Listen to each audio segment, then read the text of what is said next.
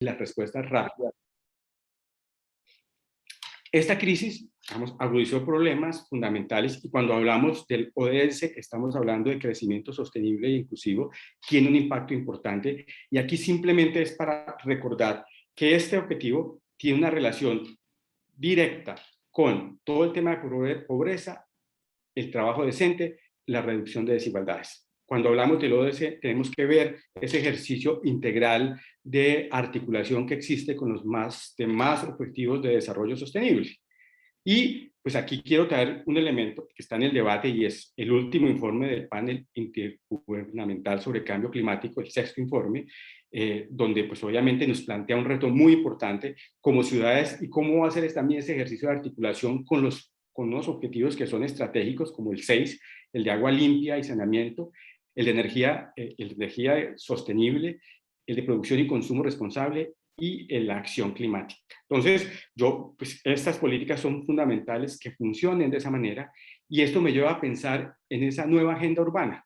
Muchos de los problemas que hemos visto son estructurales y persistirán cuando vuelva a la normalidad en la que muchos países ya estamos, y esto implica definir agendas urbanas de ecociudad. Estamos hablando de ciudades emergentes y sostenibles, estamos hablando de ciudades sustentables, de ciudades inclusivas y de ciudades inteligentes. Entonces ya pues hay unos retos importantes, las ciudades vienen trabajando, obviamente las grandes hay mucho mayor capacidad, en la medida que disminuimos el tamaño,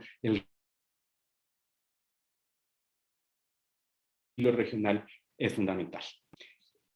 Esto era ese ejercicio de aterrizaje de este objetivo, que es muy importante y que nos toca a todos los que estamos en las ciudades y en estas zonas urbanas a nivel de Latinoamérica y de nuestros países, y que jugamos un papel importante para que esto cambie. Y obviamente la academia, a través de las investigaciones, de los desarrollos, pues también está ahí aportando y desarrollando y proponiendo para que esto sea estratégico y logremos estas metas, que son complejas porque no son individuales, sino que están asociadas a los demás objetivos, como lo hemos visto. Muchas gracias.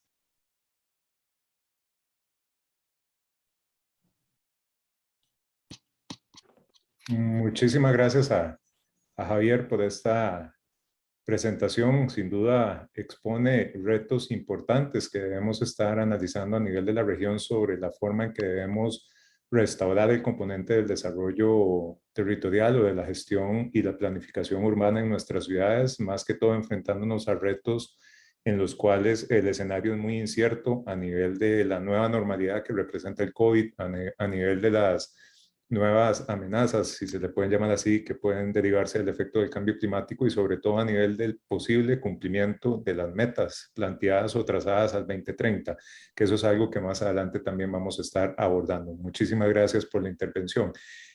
Seguidamente vamos a entrar a una segunda etapa de este panel o de este evento, en donde vamos a conocer a nuestros tres panelistas que nos van a comentar desde su experiencia iniciativas y el abordaje que se puede estar desarrollando sobre el concepto de ciudades sostenibles. Primero que todo, voy a permitirme introducir a cada uno de los participantes que van a estar en este conversatorio, y después le voy a ceder la palabra a cada uno de ustedes para que pueda hacer un abordaje. Primero quiero presentar al doctor Héctor Rocha. Es experto académico, profesor del IAE en Business School desde 1997. Actualmente lidera 3 iniciativas en cooperación con el proceso clave para el desarrollo integral sustentable. Uno que tiene que ver con la Cátedra de Desarrollo Integral Sustentable en el Business School, un seminario internacional en el London Business School, cómo crear valor en ambientes turbulentos, un foro y un programa de internacionalización de distritos competitivos y ciudades integrales.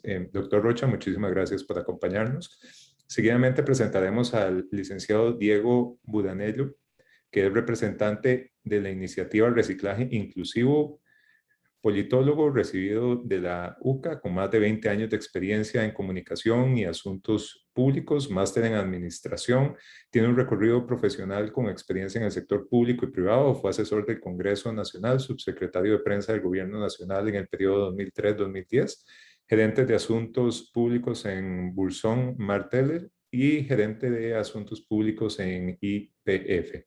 Actualmente es director de asuntos corporativos en Danone. Muchísimas gracias por acompañarnos, licenciado Diego. Un gusto que nos esté acompañando el día de hoy.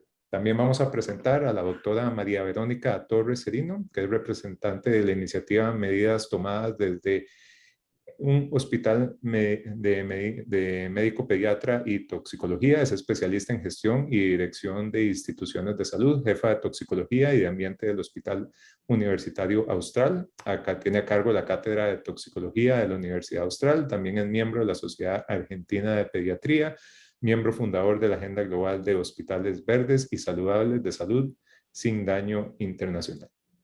Muchísimas gracias también por acompañarnos. Para iniciar este espacio, como me mencionaba antes de haber hecho esta presentación de dónde vienen, también nos gustaría que nos contestaran o que se centraran sobre la siguiente pregunta. ¿Cuáles son esas dimensiones o aspectos que más le preocupan respecto al ODS 11 en Latinoamérica? Para empezar, le voy a dar la palabra al licenciado Diego, posteriormente tendremos la intervención de la doctora María y por último el doctor Héctor. Les recuerdo que cada uno tendrá cerca de 5 minutos para comentarnos sobre esta experiencia y después vamos a entrar en un evento más inclusivo donde vamos a estar todos compartiendo en un espacio foro. Muchísimas gracias. Adelante, licenciado. Bueno, muchas gracias, Agustín. Buenas tardes a todos. Gracias por la invitación. Gracias a los oyentes. Bueno, como decías en la introducción, un poco quiero contarles en qué estamos, en qué está la empresa Danone, específicamente en el cumplimiento y en la colaboración del cumplimiento del ODS 11, con un proyecto concreto que es de reciclaje inclusivo. Si quieren, pasamos a al siguiente slide. Para enmarcar un poco dónde estamos, quiénes somos, ¿no? Danone es una compañía francesa, tiene más de 100 años en la elaboración de alimentos, está presente en 120 países, tiene 3 negocios determinados, uno que es alimentos lácteos y alimentos a base de vegetal, otro que es el negocio de aguas puras y saborizadas, y el tercero que es de nutrición especializada, específicamente de leches medicamentosas. En Argentina la compañía está presente hace 25 años, tiene marcas icónicas para el sentir del consumidor argentino, es primera marca en todas sus categorías. A nivel global, tiene metas de cumplimiento que tienen que ver con la cuestión ambiental, que es la reducción de emisiones de carbono, la reciclabilidad de sus envases y la salubridad de sus productos.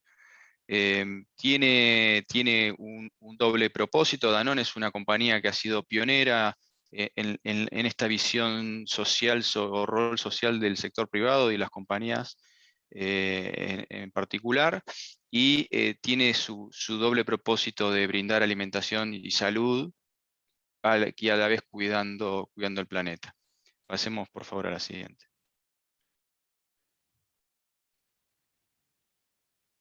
Bueno, un poco, y tomo lo que decía recién Javier, ¿no? que hablaba de una nueva agenda urbana, y que para nosotros esa nueva agenda urbana implica un diálogo y una colaboración entre todos los actores que tienen algo que decir o algo que hacer en la vida urbana, ¿no? Es decir, históricamente se pensaba esto de arriba hacia abajo, ¿no? Del Estado regulando cómo hay que actuar y bajando normas, y los demás, digamos, los ciudadanos y las empresas y el sector social acatando esas decisiones.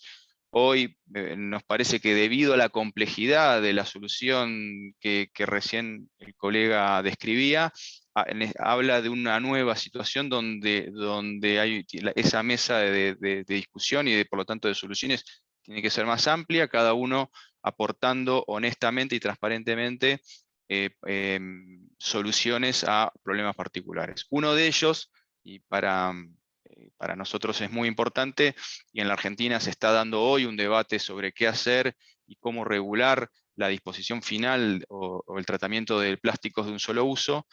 La compañía se anticipó a ese debate en la Argentina en particular, hace casi 10 años que desarrolló un programa de reciclaje, le decimos programa de reciclaje inclusivo, que es esto que les mencionaba antes, que es la compañía dialogando y actuando y trabajando con los sectores sociales que en la práctica y en el día a día, en las ciudades más importantes de la Argentina, están recuperando basura, los recuperadores urbanos, que en Argentina coloquialmente se le dice los cartoneros, y con los estados, con el Estado Nacional, pero también con las provincias y municipios, porque las jurisdicciones del tratamiento de basura son jurisdicciones locales, ¿no?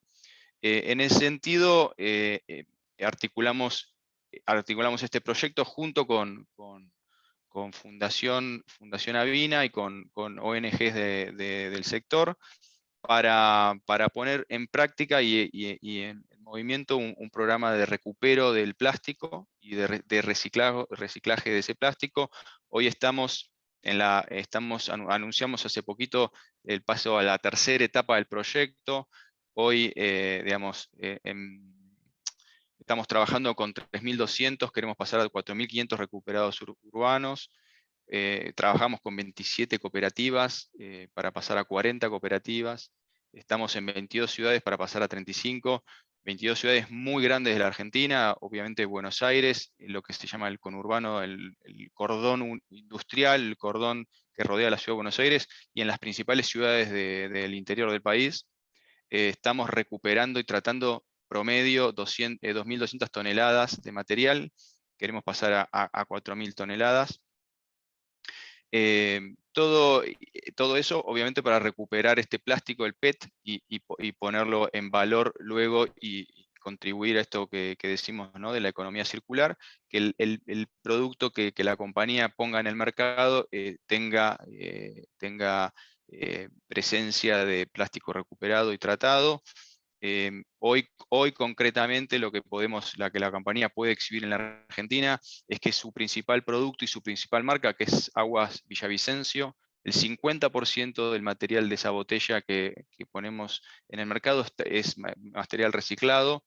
Estamos trabajando, nuestra casa matriz nos ha solicitado y digamos, es una directiva muy fuerte de que en el corto plazo el 100% de esa botella sea hecha y sea constituida con material plástico reciclado. Así que lo importante es como sector privado aportar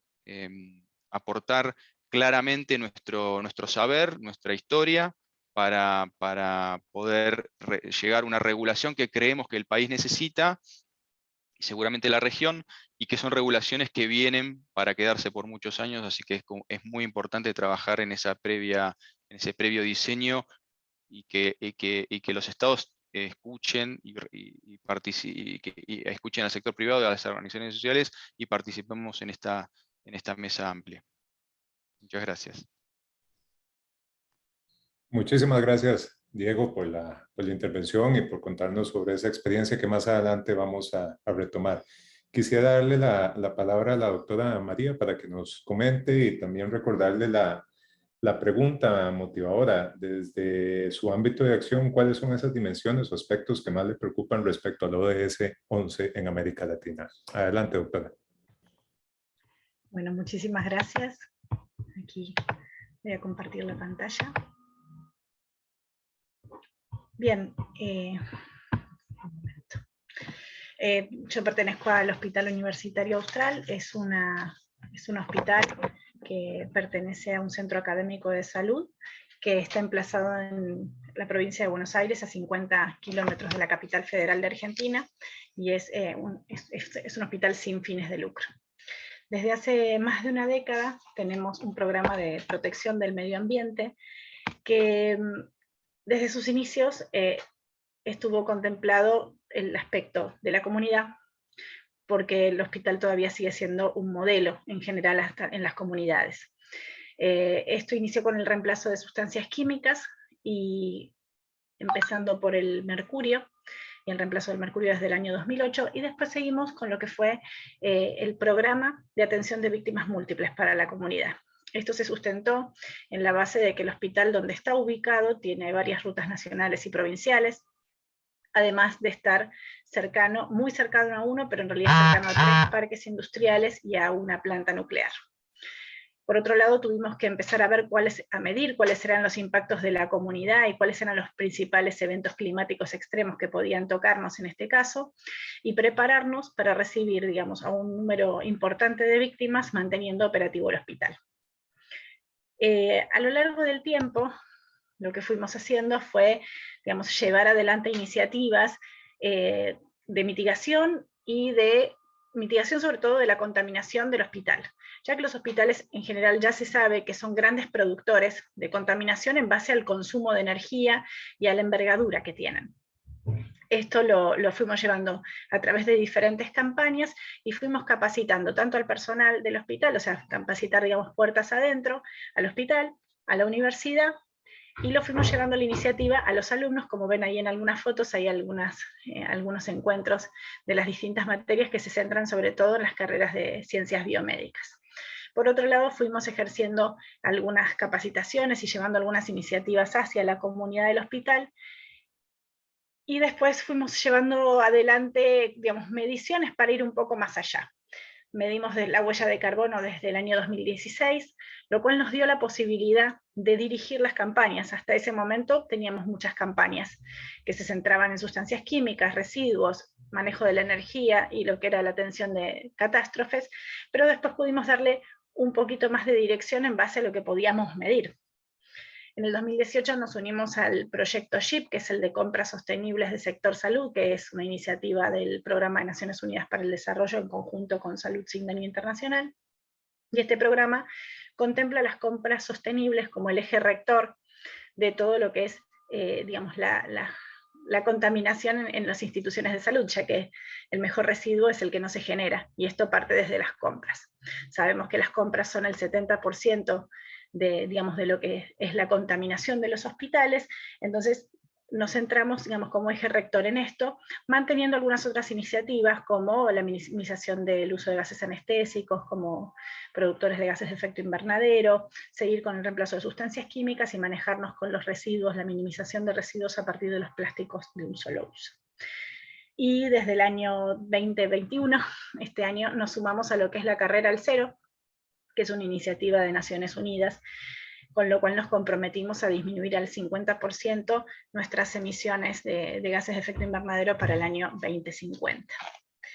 Esta es la realidad del hospital, y hago la pregunta la contesto ahora o en un momento, me quedé con esa duda. Si gustas, ahora mismo. Bien, bueno, yo creo que algo importante es que, digamos, el cuidado del ambiente es transversal a toda la sociedad en sí, digamos, y hay que acortar la brecha sobre todo desde el sector salud. ¿Por qué? Porque el sector salud es un gran generador y tiene que recibir mucha educación al respecto, pero por otro lado es el receptor de todos los eventos climáticos extremos, con todas las víctimas que generan y todas las enfermedades emergentes. Tanto en el ámbito público como privado, yo creo que un tema preocupante es esta brecha, que todavía los actores del sistema no tienen una gran comunicación, y no llevan un eje común. Creo que necesitamos, digamos, como hospitales, como sector salud, recibir líneas rectoras desde educación, de ambiente y mismo desde salud, tomando como eje a la salud, como un eje liderador. Los hospitales, como decía, son generadores y son receptores. Ya sabemos que el 25% de las enfermedades y muertes están debidas a causas ambientales. Esto tiene que ver con los eventos climáticos extremos, enfermedades emergentes, contaminación de aire, alergias, cáncer, malnutrición, mal manejo de agua y saneamiento. Entonces, salud todavía, en algunos aspectos, en algunos puntos, actúa como ajena, o sea, no está contemplado en educación, y no ve de manera sistemática al individuo dentro de un todo. No quiere decir que esto no esté lleno de iniciativas, sino que todavía el sector salud le falta ganar fuerza, es como aterrizar todo esto que estamos hablando hacia los consultorios y hacia las salas de emergencias. Entonces creo que que todavía falta un camino para que salud tome el liderazgo que necesita tener en relación a los ODS y a todos estos puntos que tenemos que trabajar en relación a llevar a una comunidad resiliente, ya que finalmente va a ser un receptor importante de todos los daños que estamos sufriendo los ecosistemas y en las ciudades. Muchísimas gracias, doctora, por su intervención. Le daríamos la palabra al doctor Héctor para que también nos comparta. Adelante. Muy bien, muchas gracias. Si pueden proyectar la transparencia, me va a servir de base para charlar. Mientras tanto, bueno, quiero agradecer a María José y a vos, Agustín, por esta invitación a participar del conversatorio. Bueno, soy Héctor Rocha y en colaboración con colegas y ejecutivos locales e internacionales desarrollamos juntos esta iniciativa, el Desarrollo Integral Sustentable.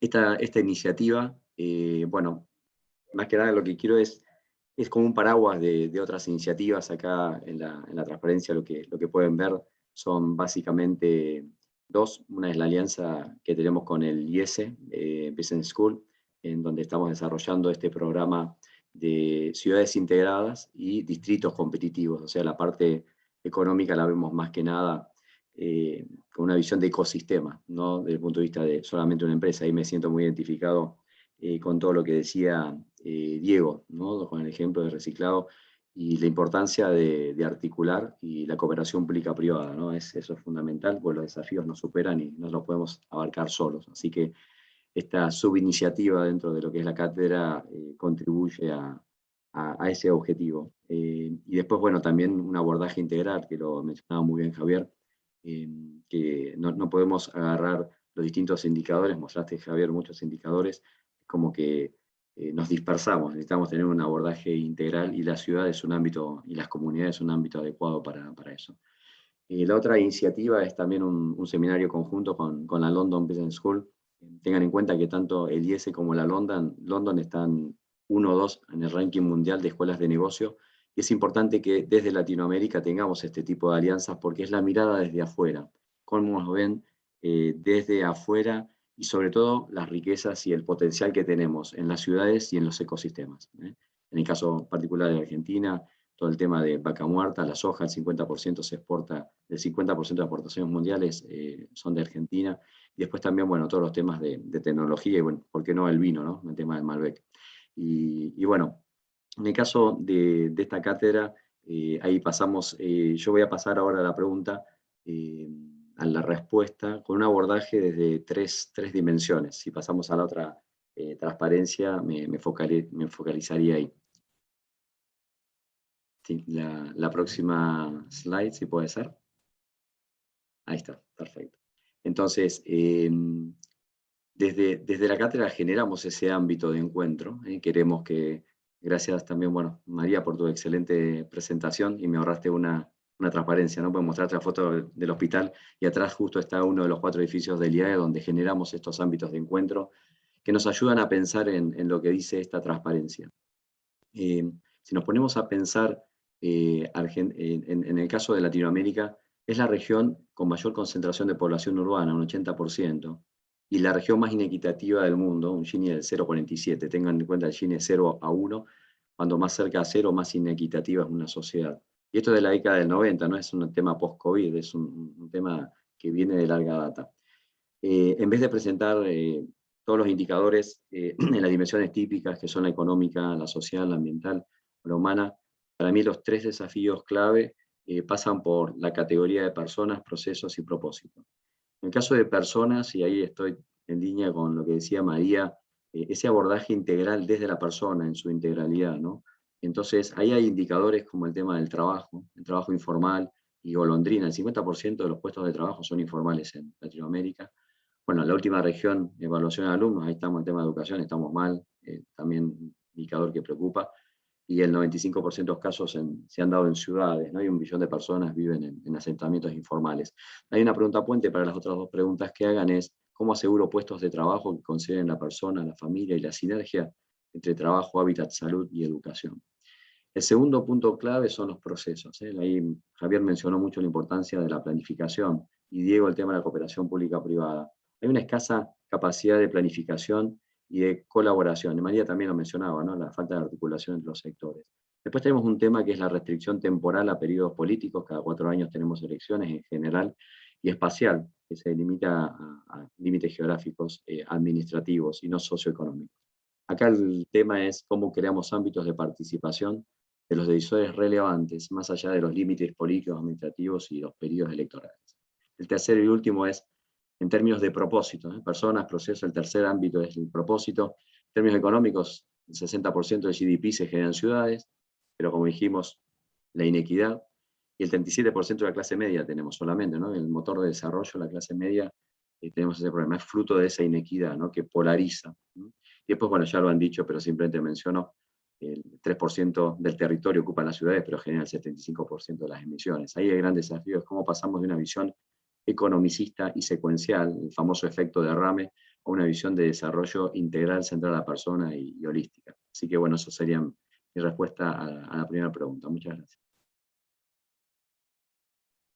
Muchísimas gracias, Héctor, por los aportes. Sin duda dan un panorama complejo, un panorama que, como bien lo apuntas, no está asociado al tema de COVID, sino que más bien se ve potenciado de forma negativa por el evento y que ha revelado a nivel de toda la región y todos los países esas discrepancias y esas desigualdades, no solo en los indicadores antes mencionados, sino a nivel de toda la estructura social.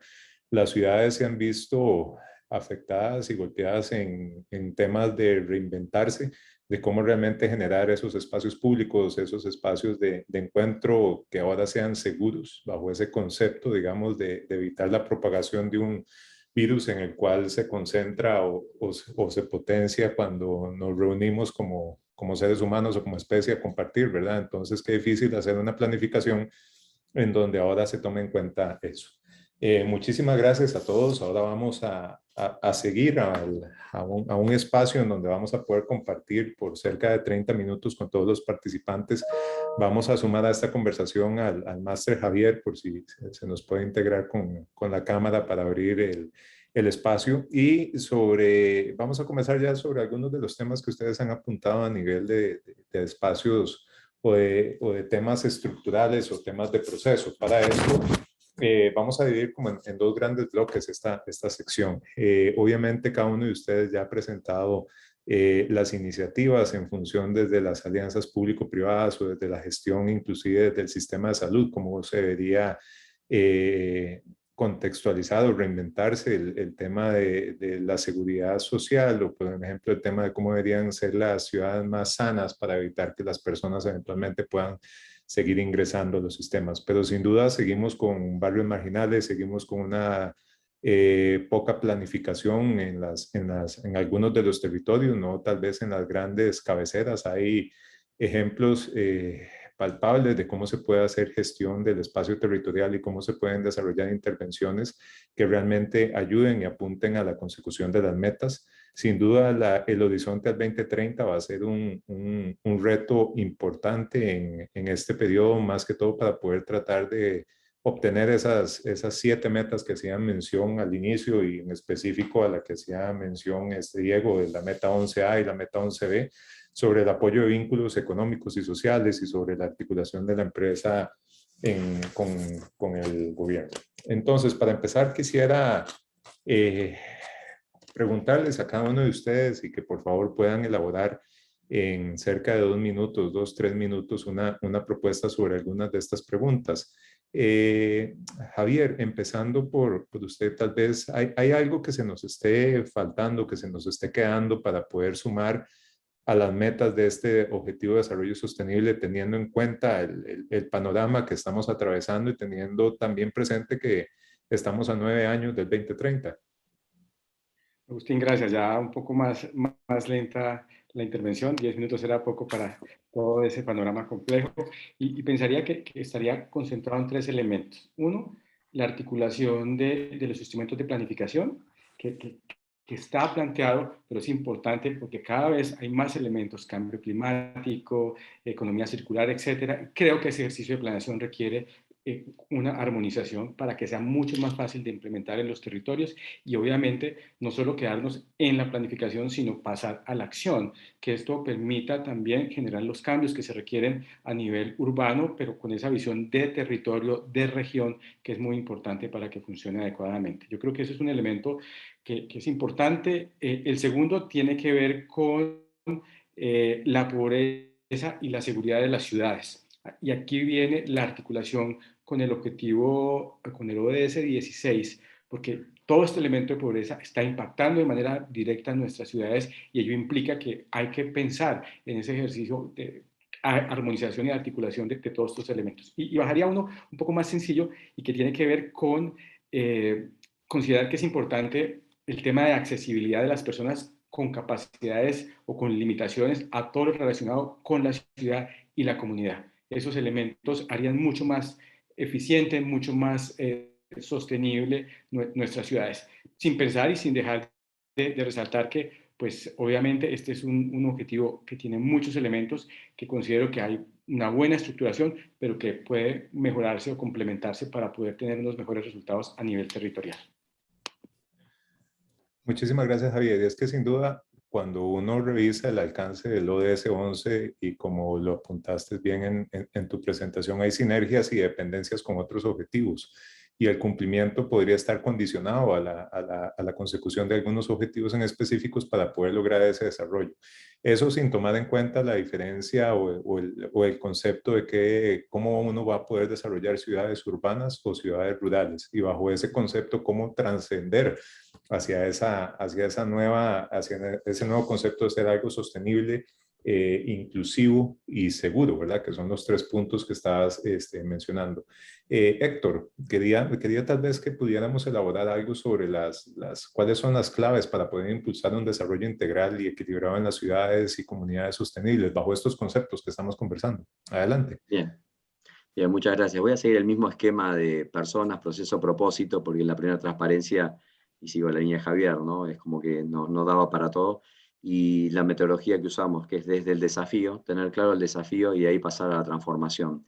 Entonces, los aspectos clave, yo creo que en términos de persona, dijimos que sean el centro, pero para que no sea un tema filosófico, tiene que ser el centro del comienzo de la transformación.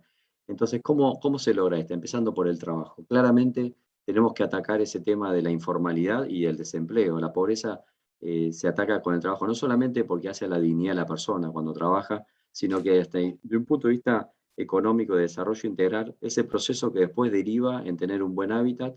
El buen hábitat genera mejores condiciones de salud y al tener mejor salud está demostrado que tenemos a alguien que acá es especialista, genera mejores condiciones para la educación, y una buena educación alimenta el círculo virtuoso del trabajo. Por eso, pero el centro tiene que pasar por la persona. El segundo tema es el proceso, y en Latinoamérica, comparado con Europa y Estados Unidos, tenemos una limitante que es legal, pero que se puede resolver. En Argentina, en Latinoamérica, los límites son políticos, administrativos. En cambio, la planificación en Europa y en Estados Unidos se hace por territorios socioeconómicos. De hecho, el poder no lo tiene el gobernador ni el intendente, sino las entidades intermedias, que por ejemplo en Alemania son las planning regions. Entonces, a partir de ahí, en términos de proceso, tenemos que trascender esos límites. ¿Cómo lo hacemos? A través de la colaboración basada en la confianza, porque desde el punto de vista legal hay que juntar a los intendentes que pertenecen a un clúster o ecosistema, pero son por ahí distintos partidos políticos. Y después, bueno, ir más allá del límite electoral, ¿no? Que también no se hacen políticas de largo plazo porque hay elecciones cada 4 años, en Argentina cada 2 años en realidad, porque eso también nos limita mucho. Y esto, no sé, el milagro del Malbec nos puede servir, en la industria del vino es por ley que existe un plan estratégico vitivinícola, es por ley que existe la COVIAR, que es la corporación que hace el seguimiento del plan. Por último, en términos de propósito, claramente hay que ir más allá del enfoque del efecto derrame que se generó en la década del 90 con el Washington Consensus, que decían, dale al crecimiento económico y eso va a derramar en la sociedad y todos van a ser ricos. Lo que hicimos es lograr un Latinoamérica más inequitativo. Lo que hay que hacer es más como los países del sudeste asiático, que en su momento fueron emergentes o peor, inclusive están en peores condiciones que nosotros, que empezaron por el tema de la persona y la educación, y a partir de ahí simultáneamente por las otras variables económicas, sociales, culturales y ambientales. Esas serían las 3 claves para mí. Muchísimas gracias, Héctor. hay un concepto para hilar y darle la palabra a Diego que ambos han estado mencionando sobre el centrarse en las personas y cómo realmente las personas tienen que generar o hacer ese cambio y partir sobre la composición para poder solicitar, pongámoslo así, espacios más inclusivos y más sostenibles en donde la política pública juega un rol y la descoordinación, pongámoslo así, entre los gobiernos locales o los gobiernos regionales genera esos cortocircuitos en donde la planificación, por ejemplo, en el caso de Costa Rica, llega al punto en donde si a una municipalidad o un municipio le corresponde asfaltar una calle, asfalta la mitad porque la otra mitad de la calle le corresponde a otro municipio. Entonces, ¿cómo borrar esas barreras administrativas que más bien pueden complejizar todavía más el desarrollo de una ciudad o de un territorio, digamos, es algo importante? Yo creo que aquí las alianzas público-privadas, o por lo menos el esfuerzo que se hace desde esas instancias es vital. Pensando Diego, en los datos que mencionaba sobre la recuperación, sobre el porcentaje de habitantes que viven en los territorios, sobre productos y consumos sostenibles, ¿cuál es el panorama actual del reciclaje en las diversas ciudades en Latinoamérica? ¿Verdad? Es un problema que se pudo haber acrecentado con el tema de la pandemia, con el tema de COVID, al tener que estar todas las personas ya conviviendo en hogares enclausados, el consumo en algunos lugares de productos de un solo uso se pudo haber disparado, ¿verdad? Entonces, ¿cuál es ese panorama? ¿Qué nos puedes comentar? Adelante. Gracias. Primero decirte que en Argentina también pasa lo que mencionas de Costa Rica. Hay casos muy paradigmáticos de, de rutas que llegan hasta un límite jurisdiccional muy específico.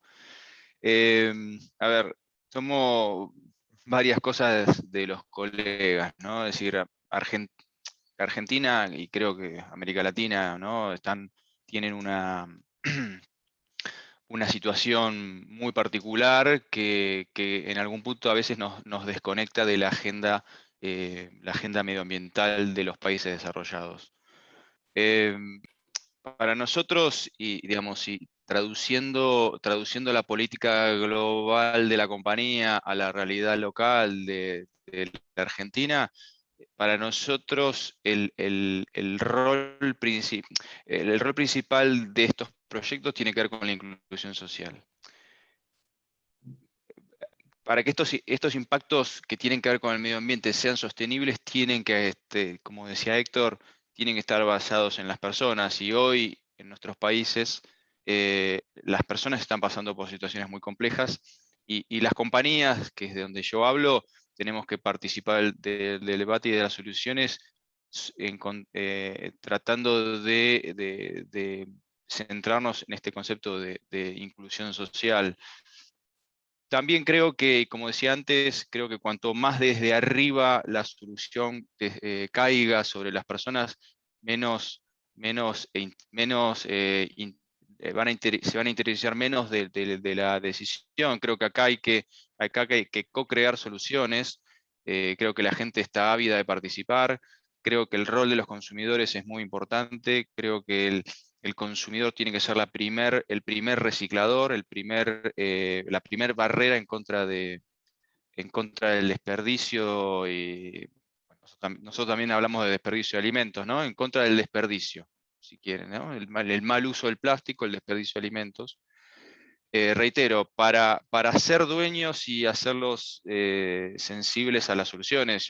Países, ya hace muchos años, yo conozco algunos proyectos en países desarrollados donde los ciudadanos pueden tirar o dejar en la calle una vez por semana el plástico. No lo hacen cuando quieren ni mezclado con otras cosas, ¿no?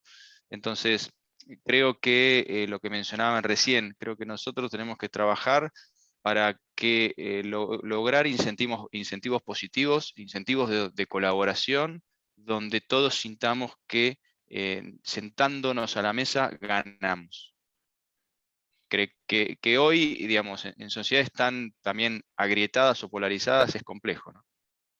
Cualquier decisión se termina polarizando. Muchísimas gracias, Diego. Sin duda, efectivamente, el mostrar incentivos para que la gente pueda hacer ese cambio y evidenciar que ese incentivo te va a dar un beneficio Creo que hay ejemplos a nivel de América Latina en el cual se han tratado de generar esos incentivos tomándolo en cuenta desde el lado positivo y también desde el lado negativo. Hay países eventualmente donde te multan por hacer un mal uso de ciertos productos de un solo uso, por ejemplo. Antes de seguir con la doctora, quisiera recordarle a todos los que nos están siguiendo, tanto en redes sociales como en el evento, que pueden hacer sus consultas o sus preguntas vía chat para cualquiera de los expositores que nos están acompañando el día de hoy, y las cuales estaremos abordando al término de esta sesión, la cual todavía nos hace falta un segundo bloque. Para continuar, doctora, usted mencionó el concepto de generar comunidades de práctica y la importancia de cómo son esas comunidades como ejemplos multiplicadores y cómo podrían ser un beneficio a la hora de trasladar hacia, digamos, otros ámbitos de salud. También el tema de cómo entrelazar el concepto de tener una ciudad no solo sostenible, sino una ciudad sana, va a bajar la presión que se puede tener sobre los servicios de salud y de atención, ¿verdad? De cómo generar espacios que tengan esas características. ¿Usted cuál diría que es la importancia de generar estas comunidades de práctica en torno a realmente impulsar este concepto de que sea sostenible, y cómo estos proyectos locales pueden apoyar o fomentar la acción de la política pública? Adelante, doctora. Bien. Bueno, por ejemplo, estas reuniones, creo que estas reuniones son importantes porque acercan los diferentes puntos de vista en relación a todos los ODS en general. De estas reuniones y otras similares se pueden generar, digamos, se pueden acercar los puntos, ¿sí? O sea, todas estas prácticas tienen que poder llegar a conocerse y elevarlas tanto a los gobiernos como a entes supranacionales, como para que sean más reales, para que dejen de ser iniciativas como pequeñas luces dispersas, sino que se vuelvan, digamos, causas fuertes o acciones fuertes que puedan llegar a ser elevadas a los gobiernos. Muchas veces no se conocen. Eso es algo que sucede muy comúnmente. Hace no mucho estuve en una reunión del Gabinete de Cambio Climático y no se conocen los trabajos de las distintas personas que están accionando con respecto a los ODS. Entonces yo creo que, digamos, todos estos conocimientos y estos saberes y estas reuniones se tienen que elevar hacia los gobiernos para volver realidad esto. Y después, eso es como de abajo para arriba. Y de arriba hacia abajo, tanto las ONG como las entidades supranacionales, las mismas Naciones Unidas, deben bogar por hacer que las prácticas sostenibles dejen de ser electivas. Creo que hay algo que es importante, que no solamente tenemos que educar a consumidores, agentes de salud, economistas, o sea, tenemos que educar, digamos, a todos los actores de la sociedad para que entiendan la importancia de todos estos ejes rectores, pero también es importante que dejen de ser una cuestión que puede evitarse o que puede elegirse.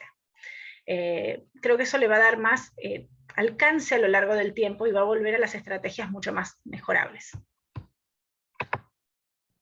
Muchísimas gracias, doctora.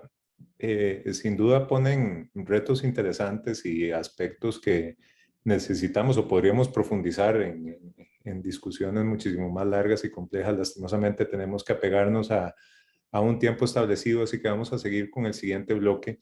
Hay un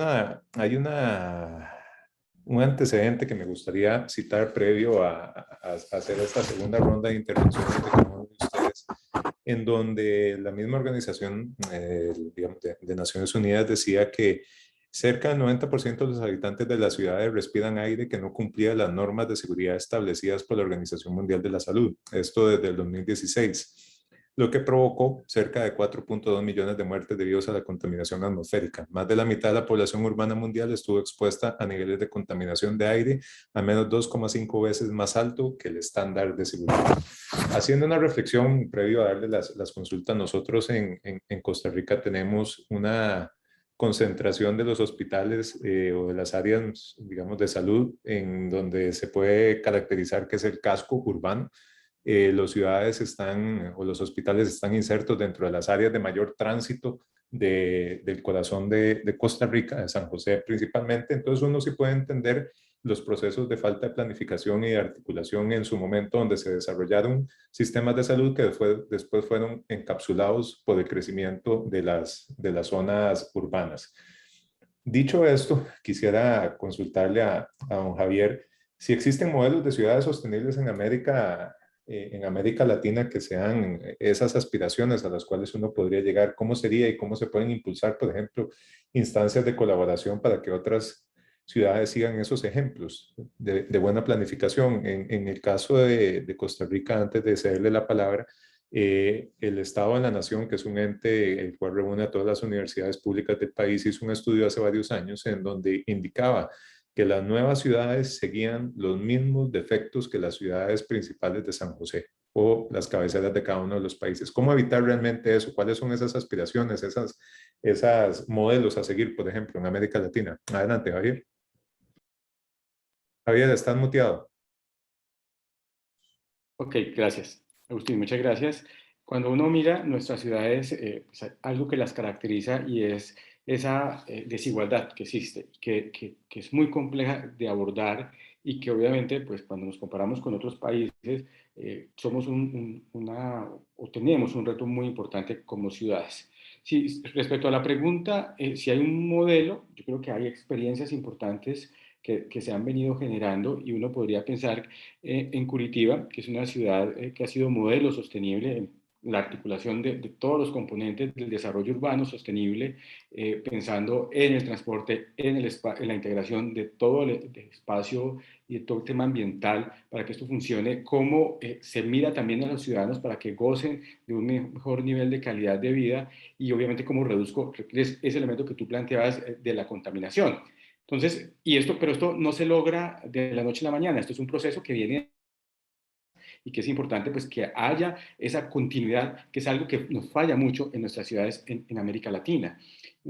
También hay, digamos, experiencias como Medellín, fue reconocida como una ciudad innovadora por temas de articulación y desafíos frente a la movilidad urbana y la sostenibilidad, y que tiene un ejercicio y un trabajo importante y unas metas a convertirse en una ecociudad, y eso implica pues, armonizar todos los elementos del desarrollo urbano, incluido la gestión de residuos que hemos venido trabajando como una oportunidad más de generación de desarrollo económico, el tema ambiental, la integración del espacio público con una visión mucho más amplia y muy centrado en los temas de ciudadano, porque al final nuestras ciudades y el eje para esa sostenibilidad es el ciudadano, y implica pensar también en la educación y cómo él se relaciona con esos elementos que estamos trabajando.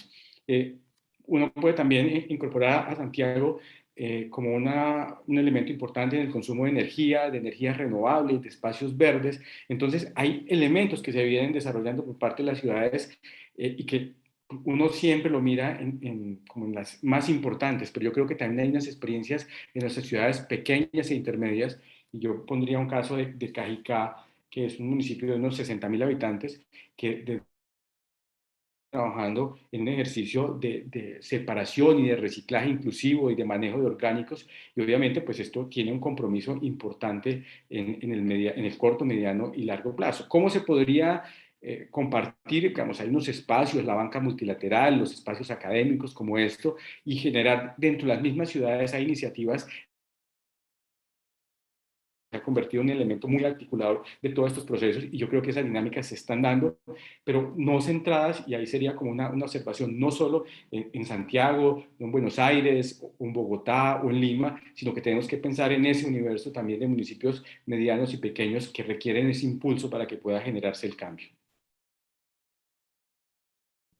Muchísimas gracias, Javier. Sin duda son ejemplos en donde rescato el concepto de cómo realmente fijarse en municipios o en comunidades pequeñas que han logrado grandes éxitos para poder generar ese efecto multiplicador es algo de vital importancia.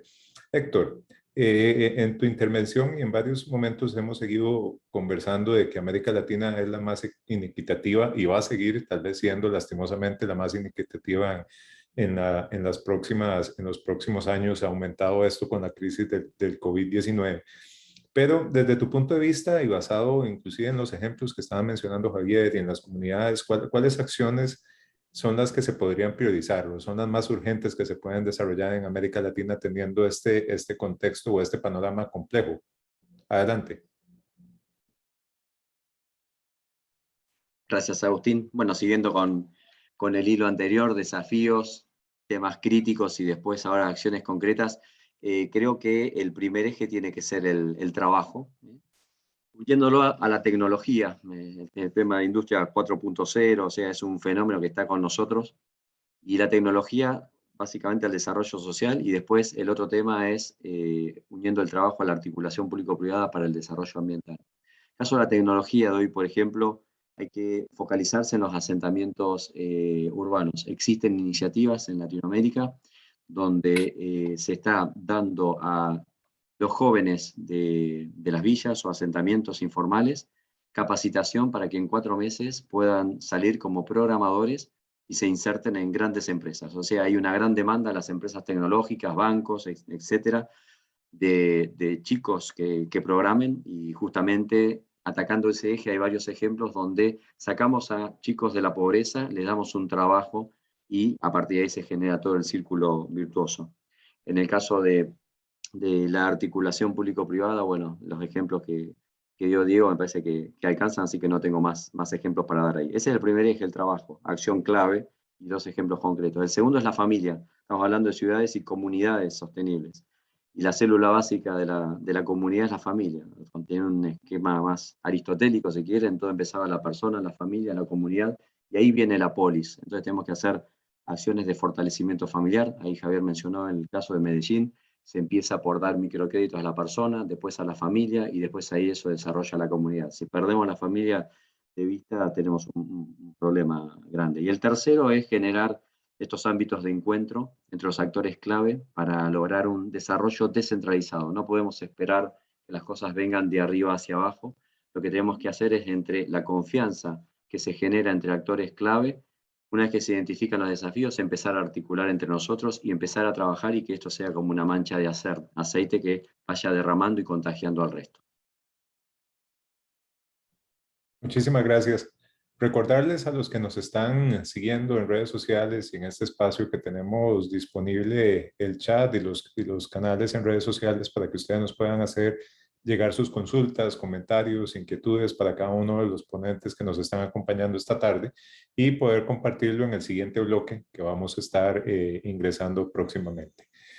Diego, nos mencionas sobre un poco el concepto de cuál es esa inversión o esa educación que hay que hacer a la ciudadanía en materia de reciclaje o inclusive a las comunidades. ¿Qué importancia desde tu experiencia ha tenido este concepto de realmente generar procesos educativos hacia la ciudadanía? Hablamos de incentivos también. ¿Cuáles podrían ser esos incentivos que uno podría desarrollar? O inclusive cuál es este modelo que se ha escalado en la participación que tienen en los otros países. ¿Cuáles han sido como esas experiencias? Adelante, Diego. Sí, sí. A ver, lo primero es que las particularidades de cada país y cada subcontinente le dan a los programas una identidad muy distinta, muy propia, ¿no? Creo que lo que tenemos en común entre los países de América Latina, por ahí sería de distinto, el mismo programa que por ahí en América Latina funcionaría en otras regiones del mundo no, y viceversa. Es decir, creo que nuestra visión es que desde el sector privado, primero tenemos que ejercer una coherencia de base, ¿no? Es decir, que si tenemos un propósito, ese propósito cumplirlo, inclusive en situaciones donde eso implique sobrecostos. Esa coherencia tiene que ser sostenida en el tiempo para generar la confianza en los consumidores. Y después, de nuestra visión, es más allá de lo que el Estado tenga que hacer como para educar a la ciudadanía de cómo se preserva el planeta, creo que las compañías tienen un rol en la comunicación de eso. Nosotros, tenemos no solamente que trabajar en los programas de inclusión y de de reciclaje, y poner recursos a la hora de recuperar ese plástico, de tratarlo, de volverlo a poner en el mercado y generar ese círculo virtuoso de economía circular, sino que también tenemos que invertir, y eso también es una evangelización que hay que hacer intracompañía, intrasector, en las cámaras en las que nosotros participamos, en que nuestro rol también es junto con el Estado, es comunicar qué hacemos, comunicar por qué lo hacemos y tratar de generar conciencia ciudadana de que las soluciones pasan por una cuestión de, como decía antes, de co-creación. Muchísimas gracias, Diego. Doctora, sobre estos impactos o sobre la forma de cómo se ha interactuado o desplegado el trabajo que ustedes han realizado en esta creación de comunidades de práctica, ¿cómo han cuantificado el impacto que han tenido, digamos, en cada uno del trabajo que han desarrollado, o inclusive un aspecto vital que lo mencionó en su intervención, María, es el tema de comunicar? Realmente, ¿cuál ha sido ese proceso? ¿Cómo ha sido ese trabajo de comunicar hacia los diferentes sectores y los diferentes usuarios el trabajo que ustedes han venido desarrollando? Adelante.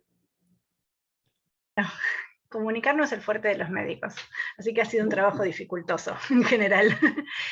Creo que, digamos, tenemos distintos medios de comunicación a través del hospital y de la universidad, que tienen sus propios departamentos de comunicación.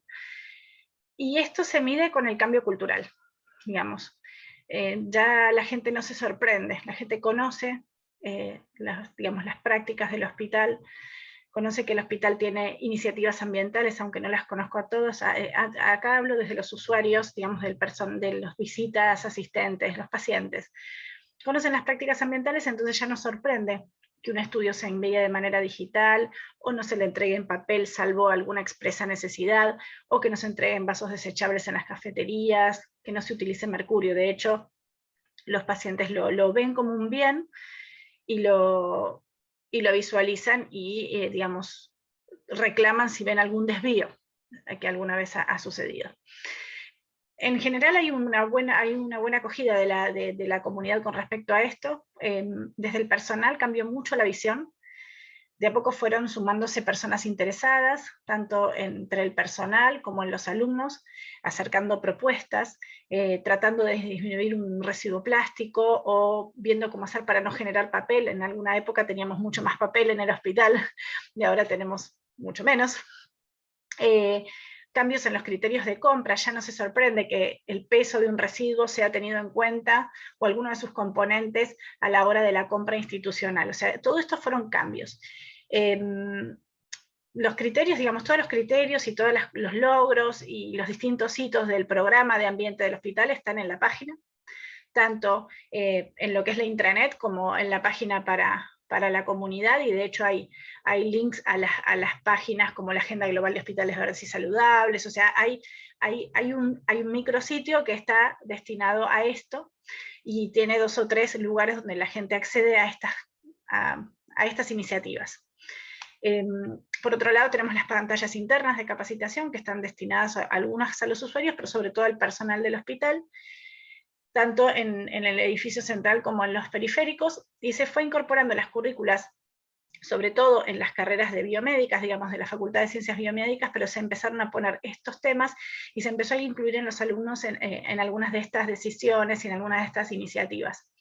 Eso fue, digamos, lo que hicimos para tratar de acercarlo. Creo que todavía falta más, se puede siempre seguir caminando en este sentido. Sí, sin duda creo que el tratar de generar una comunicación en la cual todos estos esfuerzos que cada uno de ustedes ha mencionado, el trabajo, es esencial en tiempos también en donde la desinformación es algo que está ganando campo, y el tema también de las noticias falsas y los impactos que pueden estar generando es algo que nos llama a la atención. Recordarle a los que nos están escuchando y viendo en redes sociales y los demás medios digitales que tenemos a su disposición, que pueden ir enviándonos sus preguntas y consultas. Ya tengo aquí una para cada uno de ustedes que voy a proceder a leerlas en el siguiente espacio. Estaríamos entrando a la parte ya más de interacción con nuestros panelistas y con nuestro público que nos está siguiendo en este momento. Tengo una consulta para Héctor que nos hacen desde la audiencia, la cual dice: reducir las muertes de personas debido a los efectos de desastres naturales es parte de este ODS. Latinoamérica es una región que constantemente es afectada por inundaciones, erupciones, huracanes, terremotos, entre otras, y generalmente los más pobres se ven afectados y afectadas. ¿Qué medidas se deben tomar a futuro para reducir esto?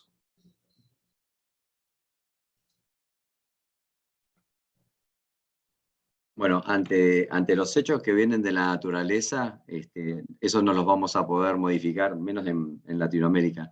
Lo que sí podemos hacer es la colaboración entre los sectores clave.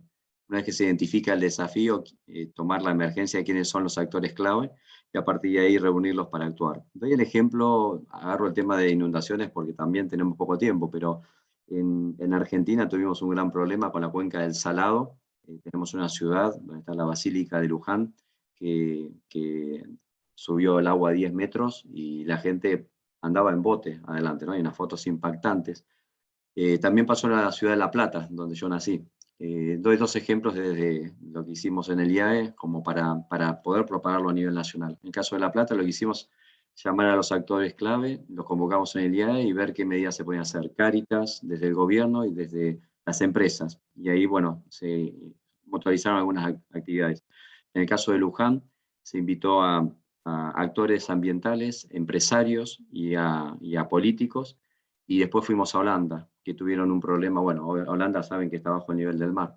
Entonces, a partir de ahí, aprendimos de los holandeses cómo habían encarado el tema de las inundaciones, y fuimos juntos con políticos y empresarios a aprender de ellos y generamos esos ámbitos de encuentro. Yo creo que la clave, cómo enfrentarlos, es nuevamente identificar a los actores clave, reunirlos con voluntad de cooperación, y lo bueno que tienen las catástrofes es que uno no se fija en el interés propio, sino en resolver los problemas, y a partir de ahí aprender a cooperar para solucionarlos. Muchísimas gracias, Héctor. Tengo una consulta para Marí. ¿Qué importancia tiene el desarrollo de políticas como las que han impulsado en el hospital? ¿Cómo se puede escalar esta iniciativa y alcanzar más lugares y organizaciones que lo implementen? Yo creo que son importantes todas las cosas que se implementen, o sea, lo mucho o lo poco. Siempre es importante caminar, como dijo Héctor, centrado en la persona. Y si nos centramos en la persona, necesariamente nos miramos un poco alrededor, viene la familia y viene donde está parado. Entonces, la importancia de generar estas estrategias es poder subir un escalón. O sea, sacar el mercurio fue un escalón. Entonces empezamos a ver otras sustancias químicas y subimos otro escalón. Empezar a medir la huella de carbono, empezar a visibilizarlo y mostrarle a la comunidad que era posible. La comunidad, digamos, a través de no solo la comunidad, hay mucha disparidad alrededor de la universidad donde yo estoy. Hay, digamos, comunidades de alto poder adquisitivo y también de muy bajo poder adquisitivo, y empezar a mostrar lo que se hacía y que todas las comunidades, tanto las de alto poder como las de bajo poder adquisitivo, vieran como la contaminación como la gran amenaza, y poder caminar con ellos respecto a esto, poder llevar a los alumnos a ver estas realidades. Creo que fueron pasos importantes. Ganar premios, estas cosas son solamente escalones. Nosotros ganamos muchos premios, fuimos midiendo muchas cosas, fuimos participando en un montón de objetivos que fueron éxitos, pero en realidad son solamente peldaños de la escalera que lleva a este camino de ir agregando. Creo que cada acción muestra, nos pone en un punto donde tenemos una visión mayor sobre los objetivos siguientes que queremos alcanzar, digamos, en relación a esto. Entonces es educación, salud y ambiente, interconectarlos y empezar a trabajar en pos de esto, que lo único que nos llevan es a mirar a la persona, qué necesita y qué necesita en su entorno para poder sobrevivir de manera digna y sostenible. Muchísimas gracias. Ya nos encontramos con contratiempo, lastimosamente, pero tenemos todavía dos intervenciones más. Así que les voy a pedir tanto a Javier como a Diego poder hacer una síntesis sobre cada una de las preguntas que les voy a hacer. Javier, Una de las metas de este ODS también es el acceso a la vivienda y servicios básicos. ¿Cuál es el panorama en Latinoamérica para esto? ¿Estás muteado, Javier? Ha sido un reto. En el tema de vivienda hay un déficit muy grande y las respuestas que se han dado en el COVID han sido, digamos, importantes. Hay un documento que acaba de salir en el cual refleja de varios países cuáles han sido esas acciones. Unas tienen que ver con el acceso, obviamente, de población y cómo puedo proteger o cómo puedo generar instrumentos de financiación que hagan que sea posible que la gente acceda a estas viviendas. El segundo tiene que ver con mejoramiento de vivienda, con los mejoramientos, que hay unas condiciones, los programas que se están implementando para, a partir de estos mejoramientos, cambiar las condiciones de vida de la población y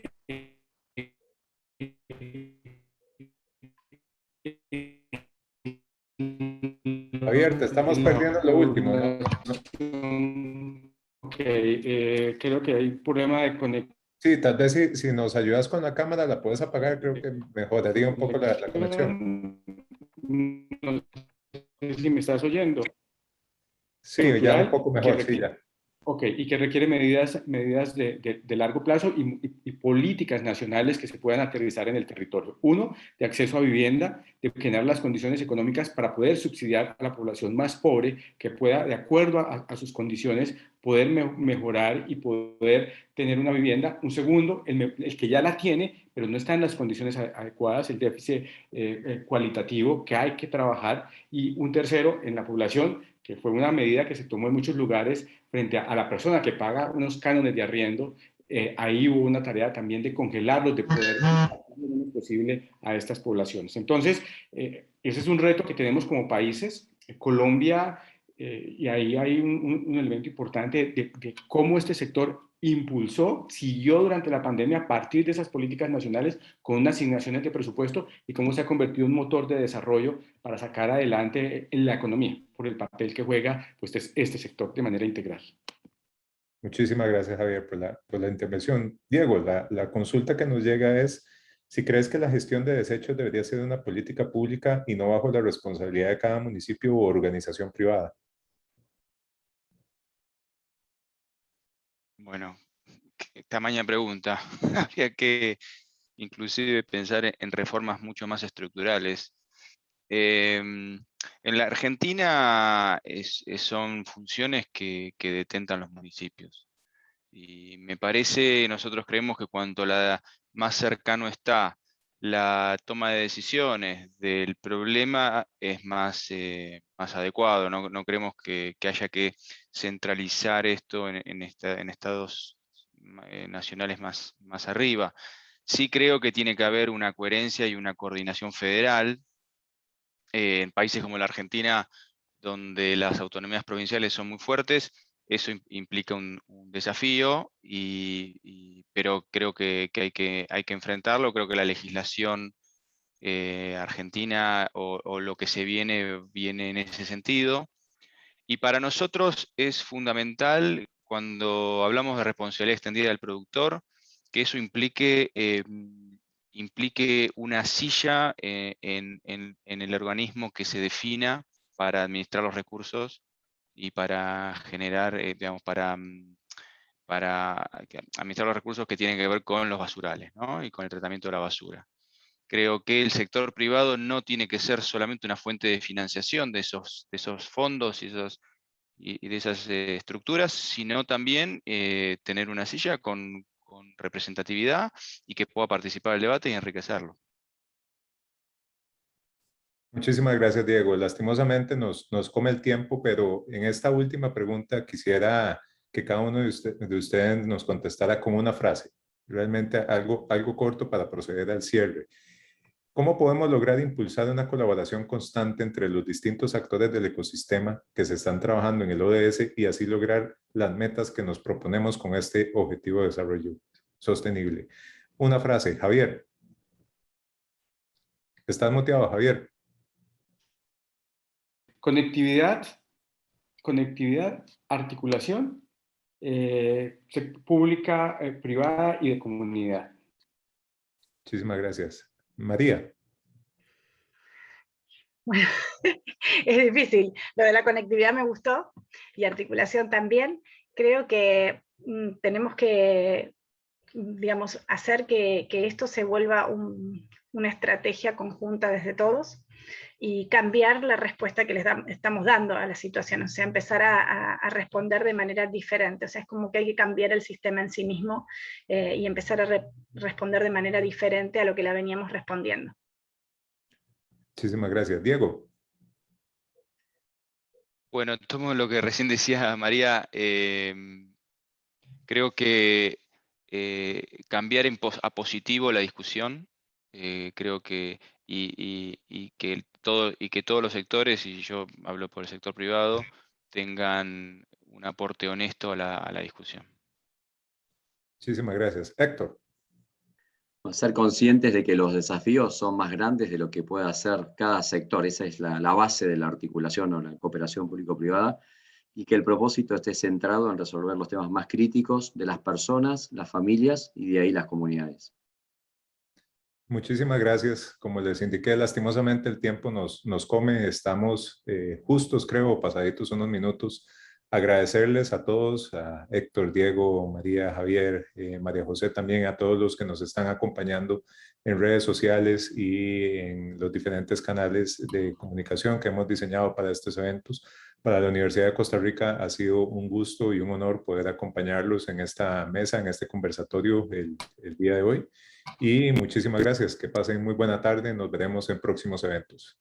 Muy amables. Muchas gracias. Muchas gracias por la invitación. Un gusto, adiós.